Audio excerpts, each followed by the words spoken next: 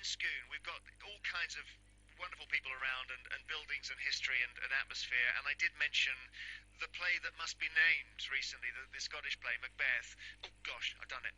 And we talked about Scottish witches, and Shakespeare's characterisation of the three weird ones, as he called it, huddled around their bubbling cauldron, which has done much to feed our imagination of what a witch is and what she does.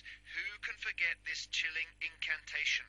By the pricking of my thumbs, something wicked this way comes.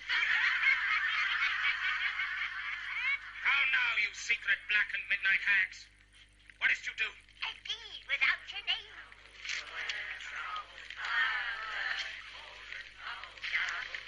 Togas under cold stone, days and nights at 31. Sweltered venom, sleeping got, boiled out first in the charmed pot. Eye of newt, toe of frog, wool of bat, tongue of dog. Adder's foot and blindworm sting, lizard's leg and owlet's wing. Nose of Turk and Tartar's lips, severed in the moon's eclipse.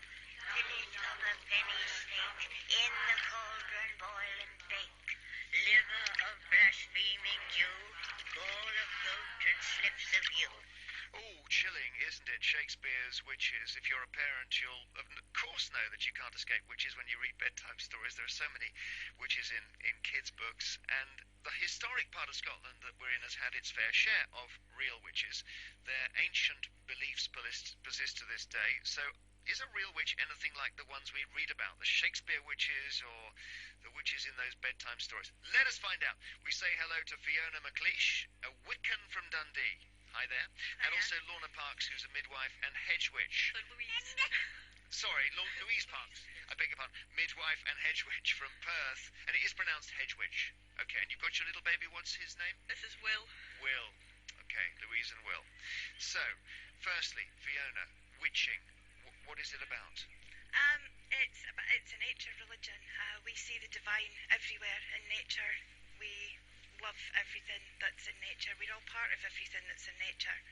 And people have this image of witches as casting spells. Yes. And have you cast any?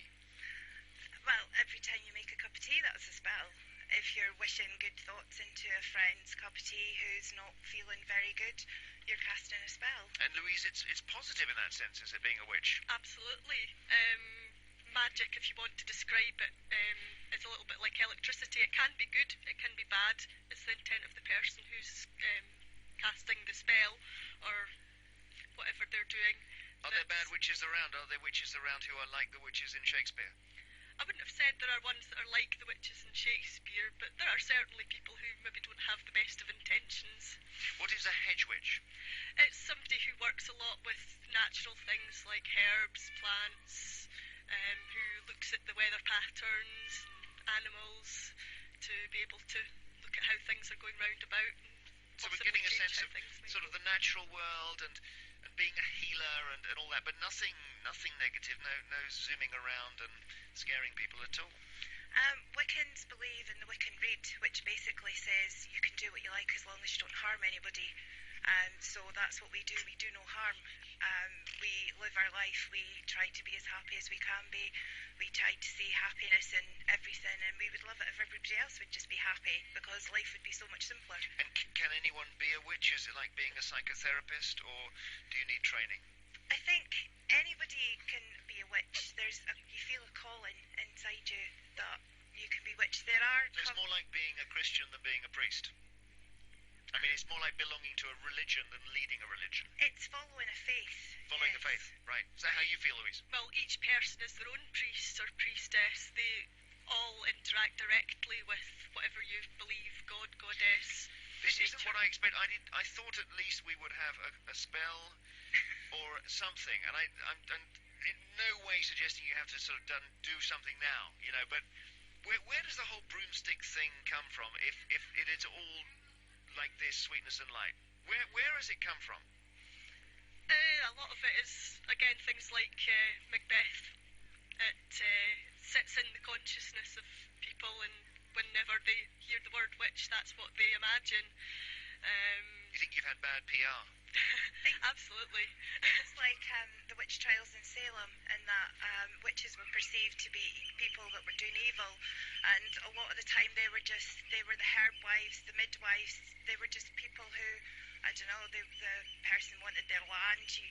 Back then in the 1600s, you could. Well, I was just, funny enough, watching the movie of The Crucible, the Arthur Miller play, very recently, because I've always been meaning to, so we watched it at home on DVD. And you're right, it's chilling, but that's not so much about witchcraft, that's about people being falsely accused of witches. And of course, if we had been here 500 years ago and you put your hand up, what would they have done to you, actually? Would they have drowned you?